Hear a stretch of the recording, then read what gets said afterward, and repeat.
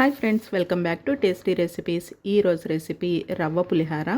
నిమ్మకాయ రసం వేసుకొని చేసుకుంటే చాలా బాగుంటుంది.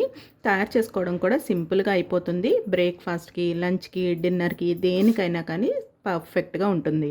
1 కప్పు బియ్యం రవ్వని తీసుకోవాలి.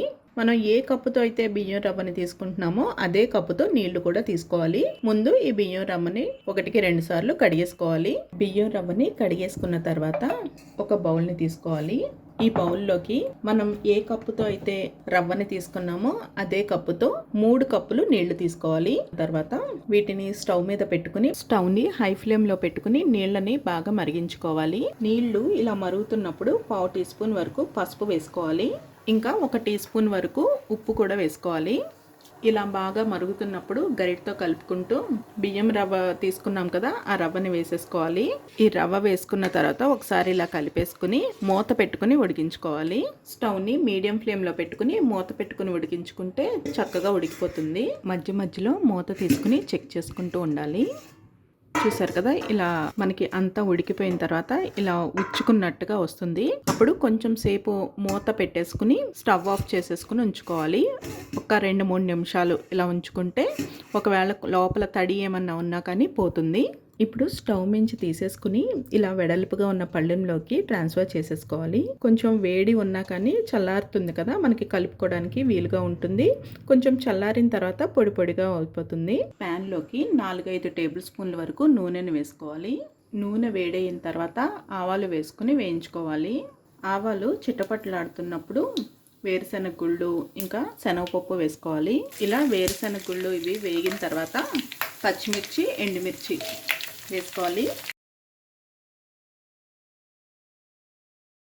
పోపు వేగిన తర్వాత, అంటే వేరుశెనగ గుళ్ళు, శనగపప్పు వేగినాయి అంటే మనకి పోపు వేగిపోయినట్టే. ఇవి వేగిన తర్వాత కరివేపాకు కానీ కొత్తిమీర కానీ వేసుకోవాలి.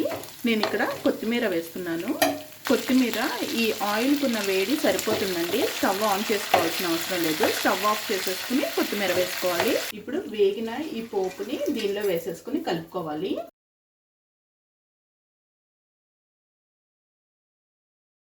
ఇలా గరిటతో కలుపుకుంటే మనకి మొత్తం అంతా కూడా ముద్దలాగా ఉన్నది ఇలా పొడి పొడిగా వచ్చేస్తుంది. ఎక్కువ క్వాంటిటీ చేసుకుంటే చేయి పెట్టుకుని చేసుకోవచ్చండి.